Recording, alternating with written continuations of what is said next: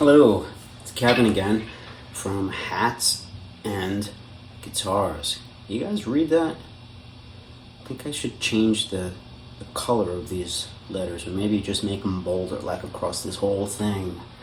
Hats and Guitars, really big, right? Yeah. Nobody can read that. I was looking at this neon sign thing today, when there's like ads sponsored, comes up on Facebook timeline, and they can make a custom, Hats and Guitars neon sign, the green I want, and there's like 20 choices of fonts. It was about $275 though. I was like, okay, we could spend that on something a little better, I think, But one thing I'm thinking about getting is a green screen system back there, where I basically just put up a, like a blue poster or something. The entire back is blue, and I could project whatever I want. So when I say Borsalino Verona, the whole Verona just comes behind me, That might be pretty cool, I think. That's worth investing a little bit of money in, or maybe like, I don't know, I could get some kind of interviews happening here, Sometimes a little money goes a long way. You can make things happen. So we're going to talk about, how we can increase the quality of the content. If you guys notice, there's been a lot more musical posts coming up on my channel lately. I'm kind of enhancing more of the guitarist part, hats and guitars. So what I've been doing is alternating one hat, one guitar, one hat, one guitar. Trying to keep the guitar ones short. I'm going to try to keep them like 5-6 minutes or less, where the hat videos are going to be a little bit longer. So yeah, bear with me and stuff. I actually haven't been to work at the hat shop in like 13 months or something like that. So I'm on hiatus right now. What I'm doing is trying to get an income happening on the side here, making these demos. So far people have been giving me a lot of free equipment. I'm getting all these pedals and guitars for free, which is great. I got at least 5-6 free guitars, which is really nice, And some of them I sell, some I don't. But it helps. It helps a little bit. Put a little bit of fried chicken on the table for the kids there. Actually, I'm vegetarian. Both of my wife and my son, they both eat meat. So she's awesome. She makes me like vegetarian stuff all the time. Which the Japanese don't eat a lot of meat too. My wife is Japanese, and they eat some, but not a lot. It's a little more fish based, and so it's what they call macrobiotic. It's like fish, rice, vegetables, and stuff. I eat a lot of pasta, things like that. Pizza, pasta, definitely ricey, Japanesey, tofu-y kind of things. And keeps me pretty skinny, I think. But a lot of that's my metabolism. I have that very wiry, I don't know what the word is, wiry metabolism, where I metabolize, anything really quickly. And I tend to stay skinny. I have a lot of nervous energy. Coffee affects me like, when I take a cup of coffee, it's like it hits me like a drug. So you'll see a lot of my older videos, like the ones that are just a couple of years old. At the hat shop, I was kind of a workaholic, just hustling, running the place, doing this and that, trying to steam everybody's hat and do videos at the same time. That I started drinking a lot of coffee, and I was getting like this bug-eyed look, and I couldn't keep my hands still, and I was getting a lot of comments like, yo, this guy's on coke, this guy's on crack, this and that, and I'd have to like delete at least one per month, But now I have very little. I'll show you my cup of coffee. I made this. I haven't even drank the whole thing yet, so I don't even know. I might not even finish it. I already have enough of that nervous energy without taking the coffee. I wish there was coffee that would calm you down. My wife says I should drink tea. But, I don't really like tea. Coffee is kind of better, I think. But guitar playing does really calm you down. You just get kind of lost in it, I think. Trying good tone, listening. There's so many things you're thinking of that are so simple. It's almost like a very instinctual kind of thing, almost like dancing. You know, it's like dancing. It's a dance. You're getting into it. You're being very rhythmic.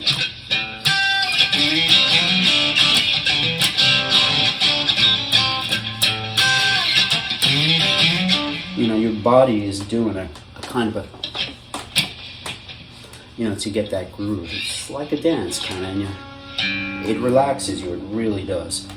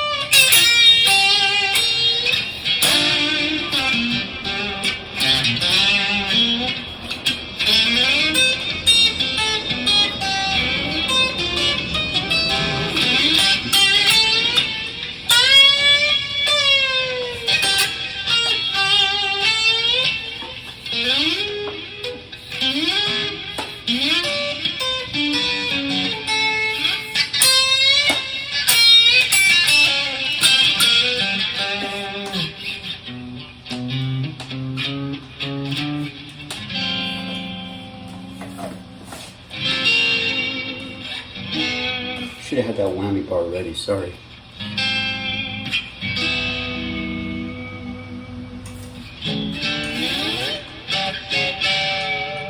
Ooh, out of tune now. How many frets does this have? 12, 13, 14, 15, 16, 17, 18, 19, 20, 21, 22. 22 frets, huh? Thought it was... It seemed like more. There's a lot of access up here, that's what it is.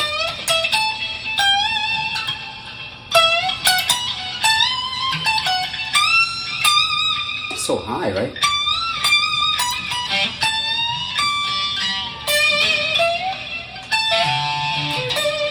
Let's see what the appeal is with SGs. You could get so high up there.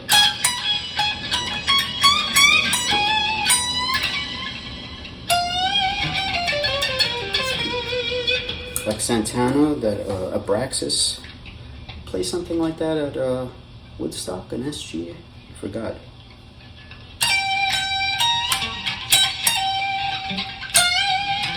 He's doing screaming leads.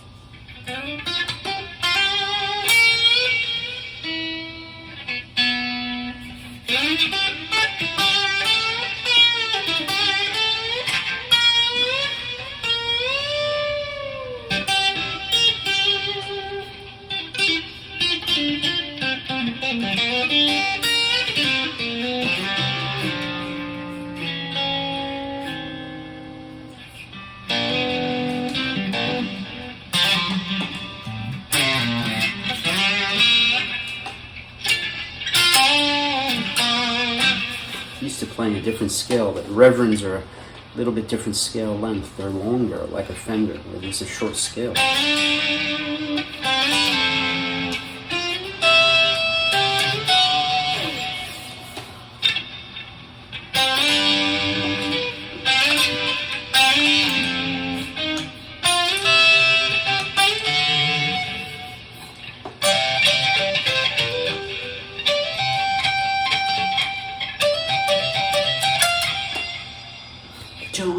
it's rocking round and round. I'm really rocking. What a crazy sound. But we never stop rocking. Tune it down. It sounds so sweet. Stop moving the feet.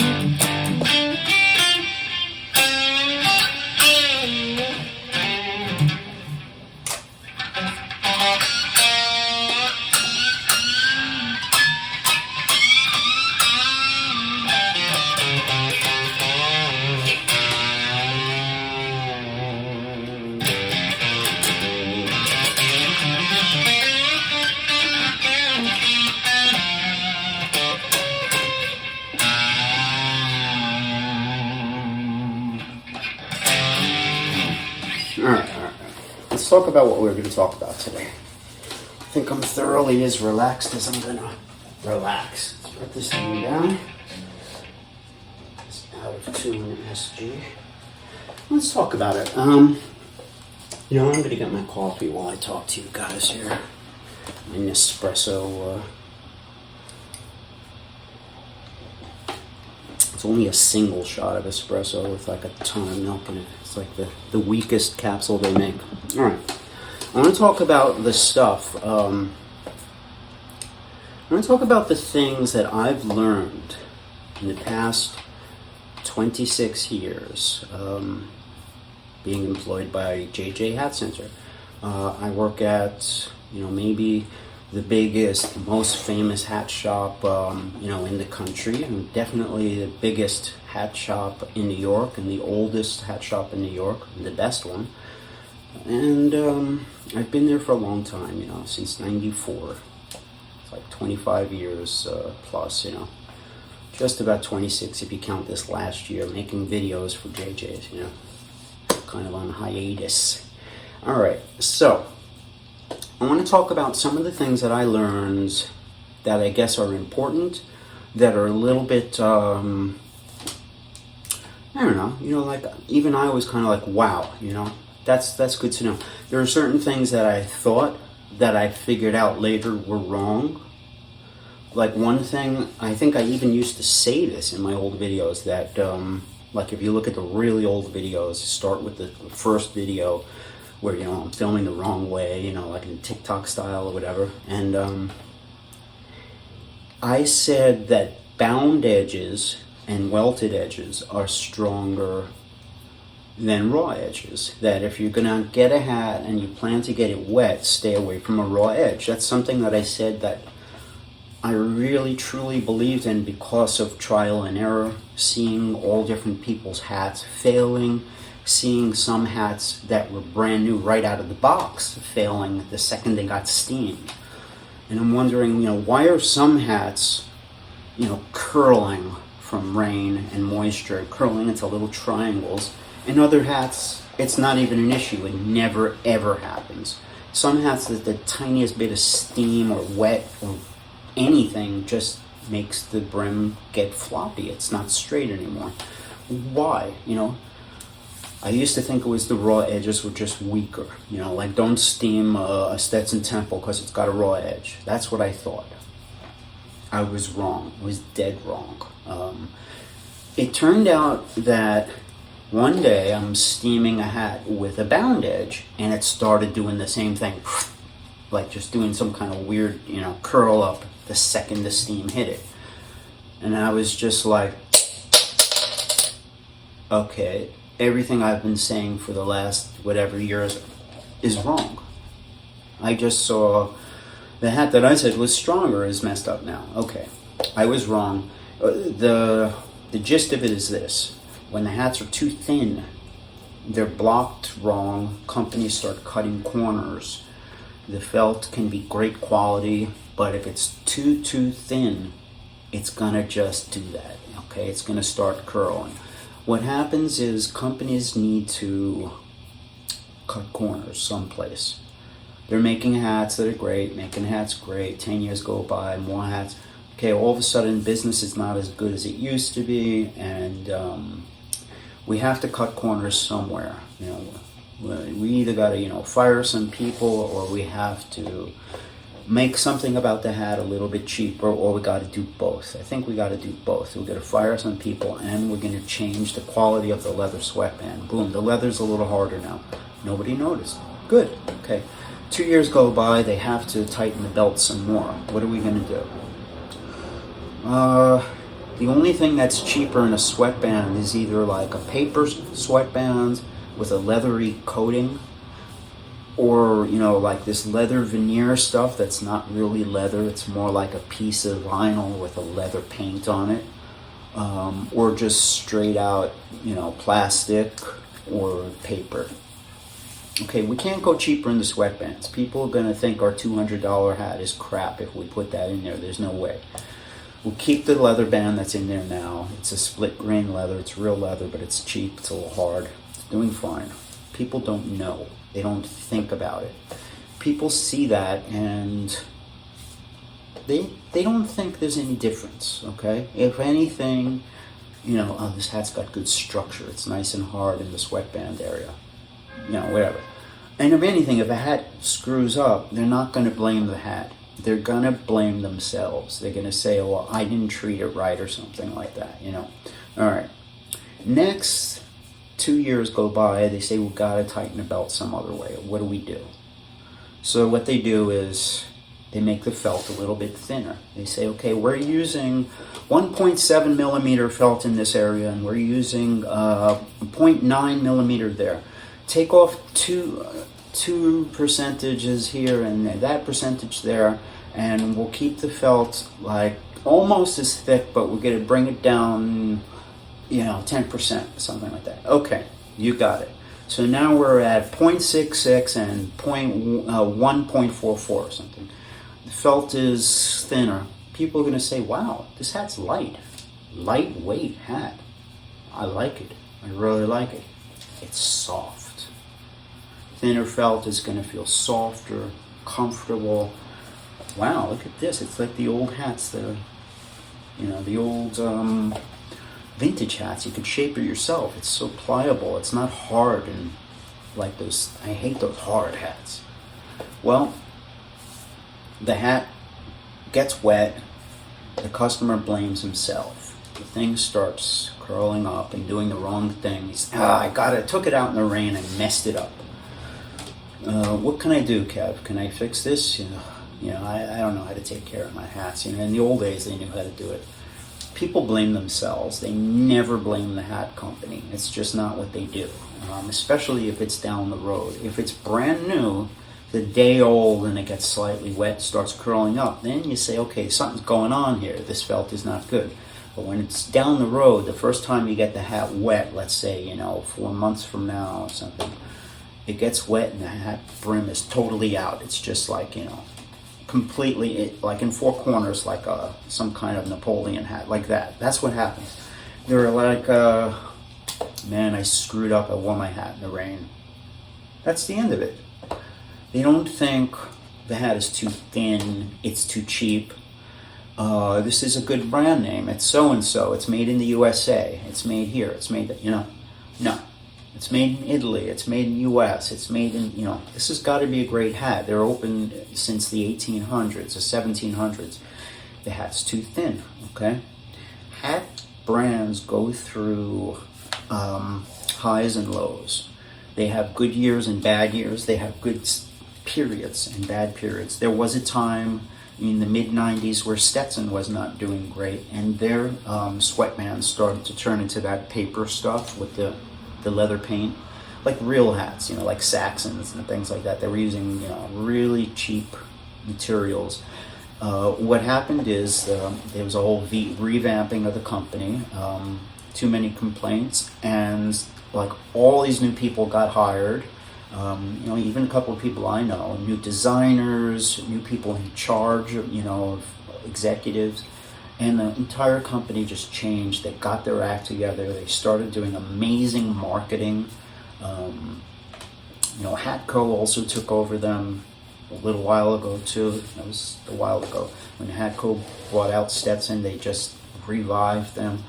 and now they're flourishing. They're just growing. So they're thriving.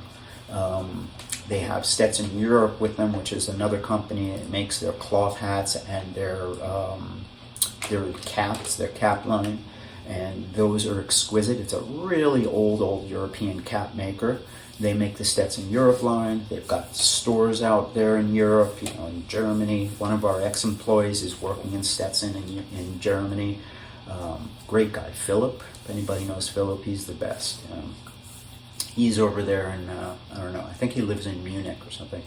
And if you see the Stetson shop in Munich, go visit. It might not be Munich, it might be just close to his house or something. But you find out where he works and go visit him. Say Kevin says hi. He's probably the best hat salesman in Germany right now. So he was trained at JJ. So you want good service, go over there to Stetson Europe.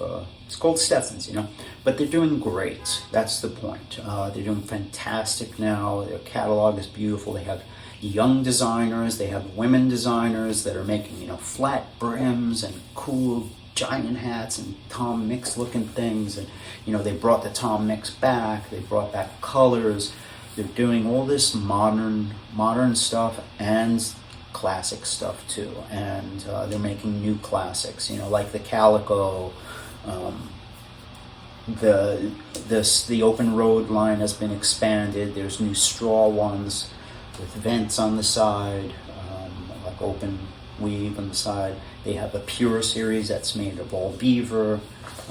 They have one that's made out of dress hat felt like this, called the Royal Deluxe Open Roads, and they're doing great now. So they've had highs and lows. So what I'm going to say is felt quality is hard to gauge, okay? The bound edge is not going to have any effect on it. I don't think the raw edge or the binding will have any effect. My belief is a welted edge does give some strength. I believe that. The reason why is because I have about, 15, 20 of my old Borsalinos from working at JJ's. And the two that stay just so new and so perfect are the ones that have these little bound edges. I don't think it makes a huge difference, but it might give you a little bit more strength, like strength in holding up the shape when it's wet and stuff.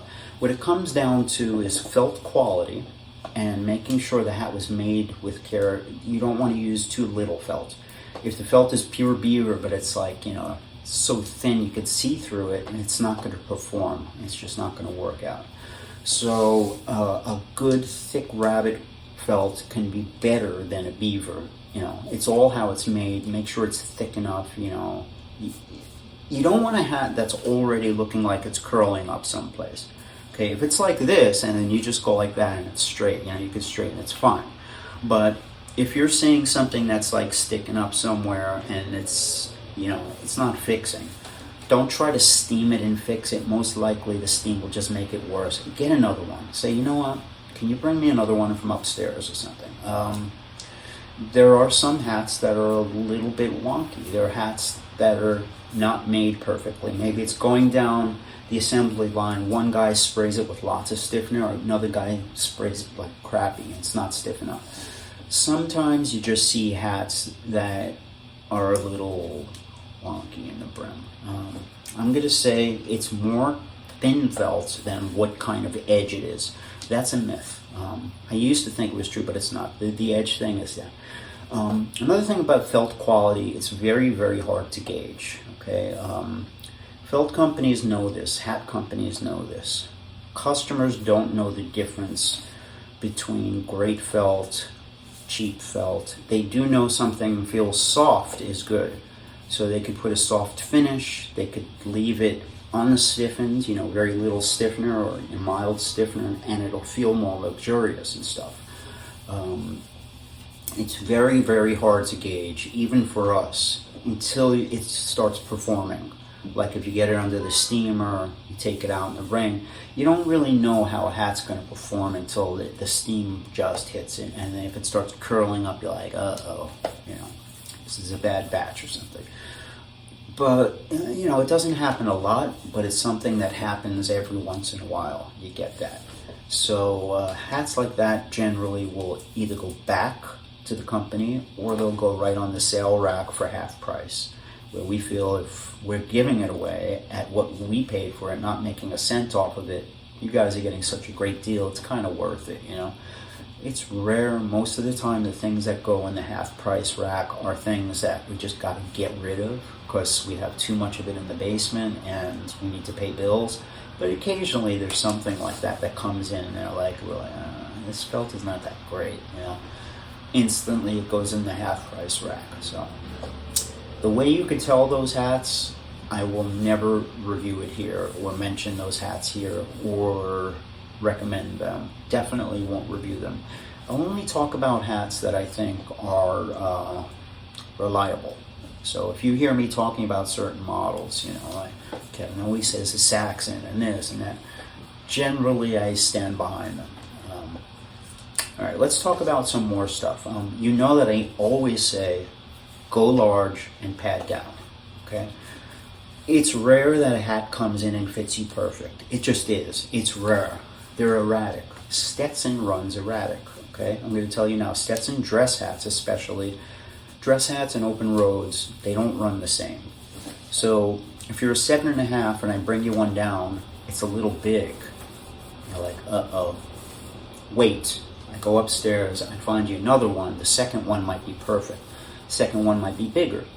I can eye them out a little bit and say, this one looks a little smaller or something. Sometimes if it's my size, I could even try it on.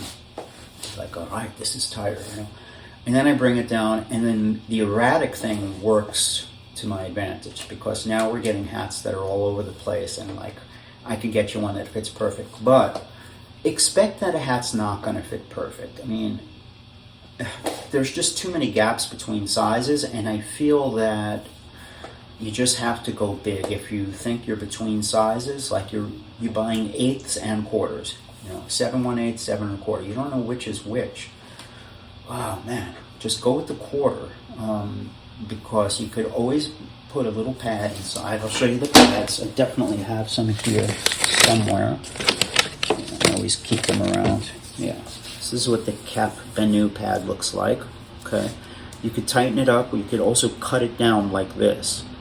So if you need it, you know, really, really tightened, use this. If you need it just a little bit tightened, what you do is you cut the ends off of it. Okay, the ends also have this little seam. See that? And I feel like if you cut the seam off, you don't feel it as much too. It's like, it's more invisible feeling. So I like the middle of the pad actually. What you do is you put it behind your head, okay? Not in front, you put it in the back to size your head, because you won't feel it back there. Most of us have hair here, so it's harder to feel the pad. When it's right against your forehead, you can feel it a little bit. So go in the back, behind your head, you peel off the leather sweatband where the bow is there. Okay, open your sweatband. Okay, this thing's like a sticker. There's going to be a yellow paper here. Peel off the yellow backing. Okay. Put it right here, okay, and flip it.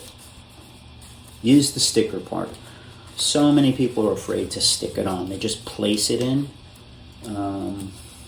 It's okay to place it in just to test it, to see if it's fitting or whatever. It's going to fit different with the sticker and without. Also, you just don't want it falling out every time. It's just so annoying. You want to forget about this thing. Once it's stuck in there with the sticker, you can put it on the sweatband too. But the thing is, when you put it on the sweatband, if you ever for any reason have to take it off, it can take part of the leather with it. That's why I generally don't. I put it here on the felt or on the straw. Probably won't have to take this thing out. Unless it's years later and the sweatband dehydrated and shrunk, then you got to get your room back. Then you can. It's good, you know. It's adjustable. You can make it bigger, smaller, whatever you want. You could take this out, you could put another pad in, you could add the ends to it, you know, you could cut the ends off this. The smaller the pad, the less tightening it is. The bigger the pad, the more you tighten the hat. So just go big, okay? I talk about this all the time because people just, you know, they always ask me, Well, Kev, I'm a 7/1/8, but there's a 7 vintage hat. Do you think I could buy it and you could stretch it? No. No. Stretching, no. No, no, no, no, no. Stretching is between sizes. Like, if you're a 7/1/8, 7/1/4, right in the middle, you know, you could stretch the tiniest bit. I recommend going bigger and tightening. Stretching, you know, we've gone through, there's an elastic kind of a piece of fishing line right inside that little tube. When you stretch, that piece of fishing line flexes, feels great. When you get home, it starts contracting again. So the only way to get a decent stretch is to cut the reed. You have to slice it so the tension's gone. That's a whole other video. You just put in, you know, stretching, cut the reed. You'll see my videos. And you can't get that much. You know, it distorts the hat. Things just don't look right when you stretch. Okay? What you need to do is just stretch this sweatband, not the whole hat. So you just, you know, you're doing this thing with a hat jack where you only stretch this much too. It's a lot of work. Once you get that stretch, then you have the stair step thing in the back. You also have to blend that and get rid of the stair step, so it's just like it's a big deal, and it always contracts and it barely works and it screws up your hat. Don't stretch. Just don't do it. Go big. Using this stuff is great. You can put it in, you can take it out, get your room back. You can put it also in the front if you want to protect it against sweat, okay? Right in the front against your forehead over the leather, just like that. I have mine in pieces. I don't know why. I think it felt more comfortable or something. It flexed more. But the front will be the only thing that blocks sweat from going through the hat and destroying the hat. It's the only thing. Cap menu. The only problem is they stay wet and they feel like all wet and they don't feel great in the summer. When you have leather against your skin, you take your bandana out, you dry the leather, it's dry. This stuff stays wet, you know, it's not that sanitary. You gotta clean them, like change them every once in a while, put a new one in, but it's the only thing that saves the hat.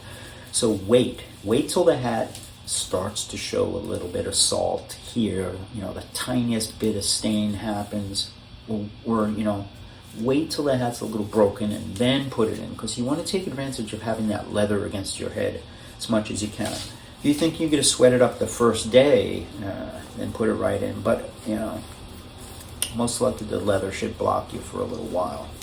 So it's much nicer to have leather sweatband directly against your head. And if you're dealing with a ribbon sweatband or a cloth sweatband, I guess it doesn't matter.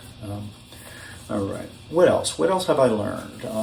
Let's talk about wool felt. Wool felt, rather than fur felt hats, it does not really respond to the steaming process. Okay, it just doesn't. It's for fur felt, basically.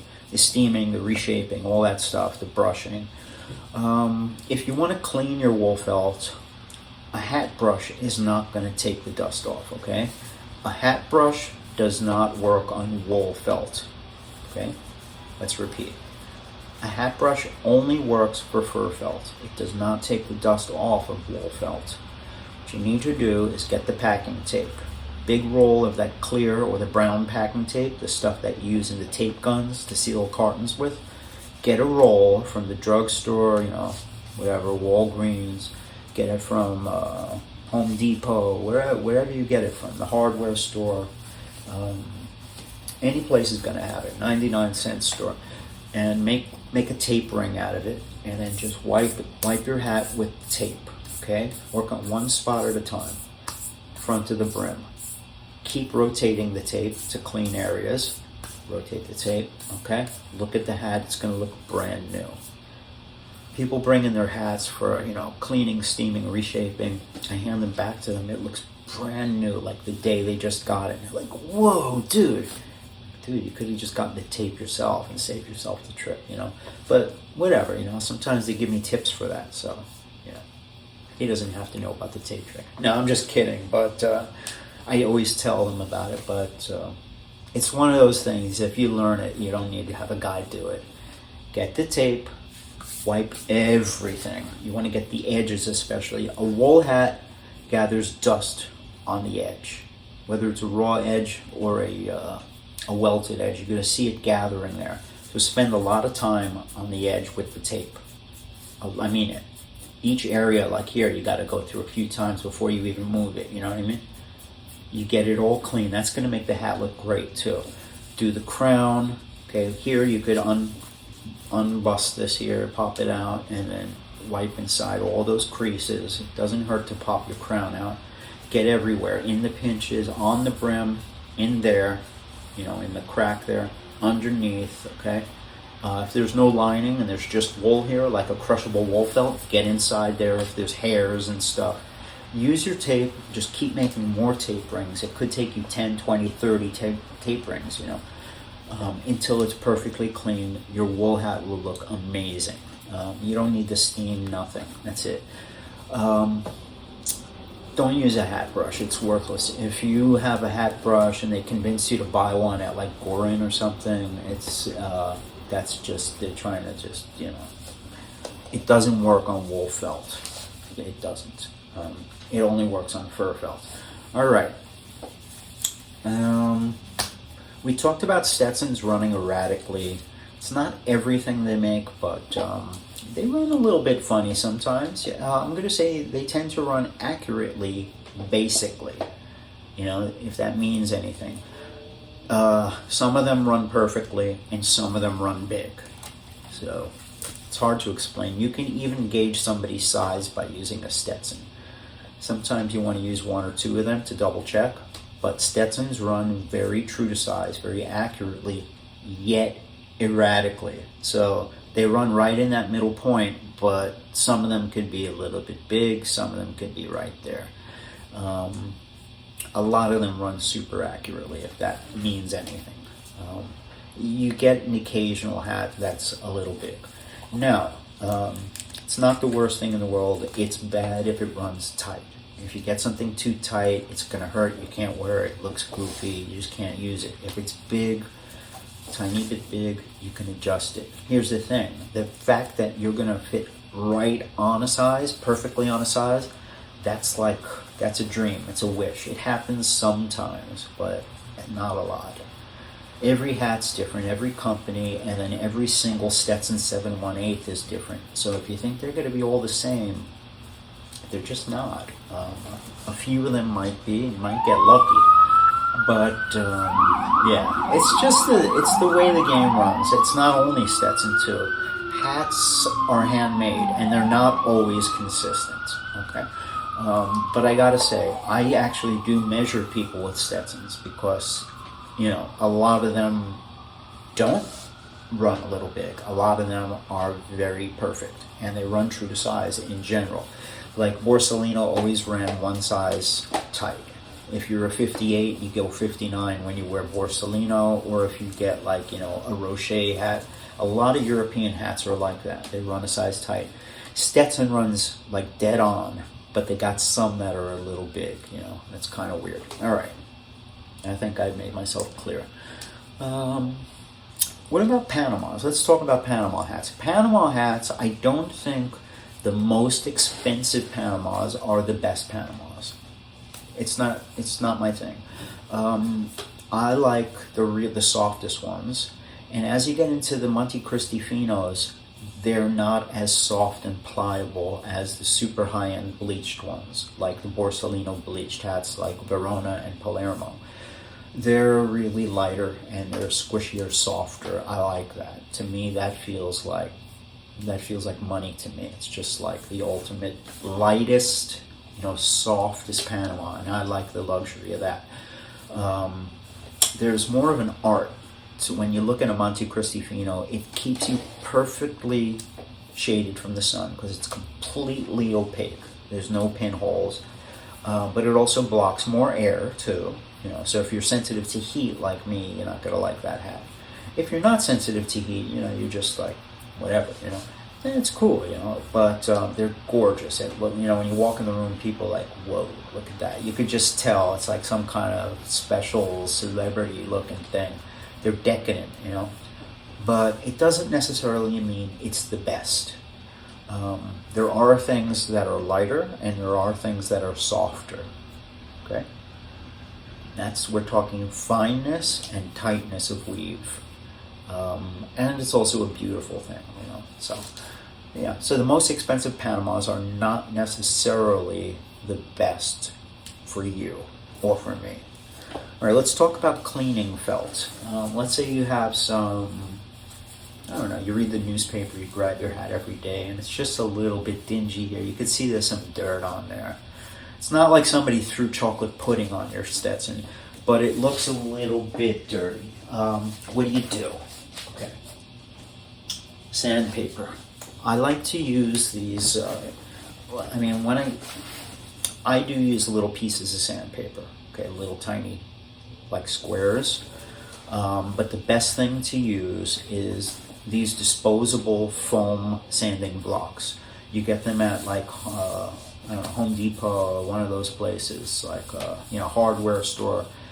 It's a foam sponge covered with like red or pink sandpaper. One side is kind of like that, like bumpy, and one side is just flat.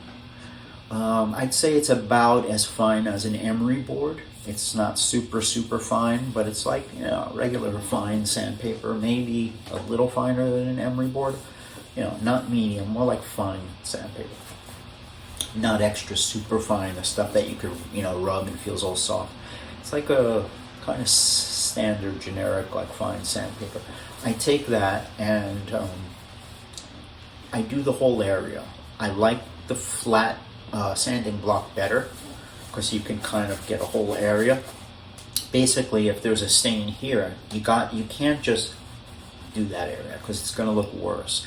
It's going to look like you got this one light clean area and the whole rest of the hat is dirty. It's almost like bringing attention to it. So what you got to do is you got to sand the whole side or the whole hat, You sand the whole hat kind of like lightly, and when you get to the area where you want, you could do a little bit more pressure. Do it evenly and flatly. It's all about technique. What you can do is practice on the underside of the brim. If you see any dirt somewhere there, practice. It's almost like feathering it. You gotta just feather it across. So you're taking off the top layer of sandpaper and kind of buffing it down at the same time. Okay, you're buffing it and you're taking off the top layer of felt. Don't worry about it. If you're doing wool felt, I don't know what's under there, but fur felt, it just keeps going. There's nothing down there that you're going to hit that's going to ruin it. But it's all about technique. You got to keep it light and even. You don't want to get a divot like a hole, because then it's worse. You just screwed it up. You got this hole sanded in it. So you want to do the whole flat area, okay, and you want to do it in a flat manner and very lightly. Lightly. Start increasing pressure until you start seeing some little fuzz coming off, like you're getting that top layer off. You could start increasing pressure a little bit, okay? And then blend it, blend it away into nothingness, or do the whole thing around. Or what I do is I go lighter into kind of like nothingness. So you don't want one area to be cleaned and then one area to be dingier, But that works. It works really good, unless the stain is deep, because then the stain is in there all the way. It doesn't matter if you take off the top layer of felt. I'm talking about stuff that's on the top. If it's something bad like a bird poop or something, you could wait for it to dry. You could just get it off and stuff, somehow, flick it off with whatever you got, a razor or something. And then whatever's underneath there, you could sand and stuff. You don't want to start rubbing that stuff into it. Generally, this stuff works for anything that's on the surface. If you throw barbecue sauce on there, it's probably too deep. But if it's just something like everyday dirt, fingerprints, regular old kind of smoggy dirt, that's good. It works. It's all abrasive. Hat brushing is the lightest, A stiff brush, like a wiry brush, is more abrasive. It gets all of the fur hairs kind of going in the same direction and makes it all look smooth. I like to use a nice wiry, bristly brush. I have a plastic one that I use. It's nice and stiff. I use that to get all the hairs going the same way. I steam it lightly, the hairs stand up, then I brush counterclockwise, really like a lot of times. Then I take the soft brush, the horsehair brim brush like we sell at JJ's. I use that to buff it and get it finer. But if you need to go more abrasive than the brush, like you need to actually get something off, that's where the sandpaper comes in. So you go sandpaper to wiry brush, round, lots of times, to soft brush. Put it back in shape, bam. Okay, even when you're steaming hats, you're getting fingerprints on it and stuff. At the end, you wanna brush everything out. So the brushing gets everything going the same way. The steam will get the little scratches, lights and darks out. Just a mist of steam, a little bit, and then brush counterclockwise. What else? We talked about stretching. Stretching just doesn't really work. Cutting the reed will allow the hat to stretch, though. Just cut it, pull it over your knee a little or something, or pull it like this. It's the best you can do. Don't bring it in for stretching. It's just, I don't know. Unless it's like a really old hat that you can't wear at all and stuff, and you'd rather be able to wear it and have it look a little messed up, then yeah, the stretching might work. What else? You guys know about the silver belly hat trick, right? Silver belly westerns and silver belly open roads, not dress hats, okay? Western hats by Stetson, ranchers, things like that, gamblers, anything that's a silver belly western hat or an open road, I think a dune too, you can clean them using the powder that's within them. Silver belly has a powder. If you go like this, the powder just comes up. What happens is, as your hat gets old, just the air, the dirt that's in the air, the dust, the smog, seals that powder in time. And what happens is, you can't brush it anymore and spread that powder around. The idea is that if you get a stain, you brush it counterclockwise with a light colored brush, and you just distribute that powder over the little fingerprints, and it makes the hat look whiter and cleaner. Now, in time, it gets sealed in. You're not going to see that powder. You go like this, you're not seeing the puff of smoke. You use sandpaper, really fine sandpaper, and just lightly kind of feather it over the whole thing, lightly. What you're doing is you're just breaking that little micro film of smog or dirt that's holding the powder in. Do it on the top, everywhere, lightly, and fine sandpaper. Nothing that's going to leave like scratches. Get it here too, okay? You're going to start to see the white powder coming up now, Once you got everything like you kind of broke that little microscopic seal, that shell, now you get your brush out. Go counterclockwise 1,000,000 times, on top, on the sides, on the brim. Counterclockwise, always counterclockwise. And you're going to start to see, you can flick the bristles of the brush, you'll see the powder coming up and stuff. That stuff is cleaning the hat. You just distribute it over the darks and stuff, and wherever you got like scratches and marks, fingerprints, and the white will make everything whiter. But the only way to release that powder is to use a little sandpaper every once in a while. Once you do that, you'll be able to brush it for a little while until, a few weeks go by and the smoggy stuff just kind of covers it again. Then you might have to break out the sandpaper again. But you don't do it that often, the sanding. This is something you do every once in a while just to release that powder. Generally, all you need is the hat brush. And if you have black hats, dark hats, and the silver belly, don't use that powdery brush on your black hat next, because you're going to get your black hat all full of white silver belly powder.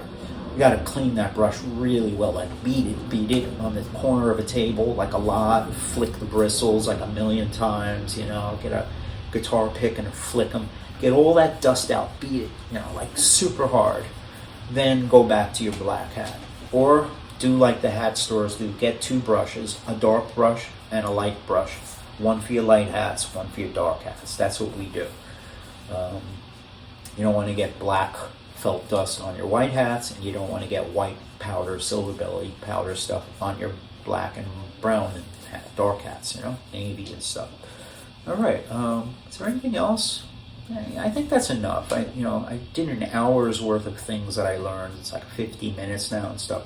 So I'm going to leave you with that. I was actually trying to make these videos a little shorter, but it's not really working out. I never seem to be able to do that. I get carried away and I talk too much, you know. So I'll play you guys out just a little bit, and I'll see you in cyberspace. Oh, that was corny when I said that.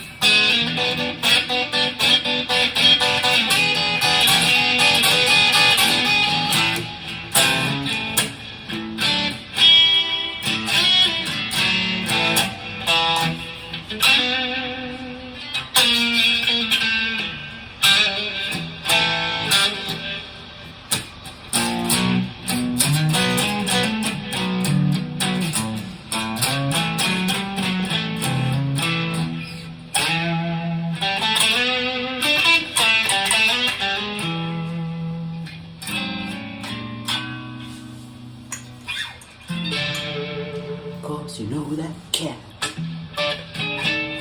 Kevin from JJ Hats and Tails, Kevin from JJ Hats and Tails.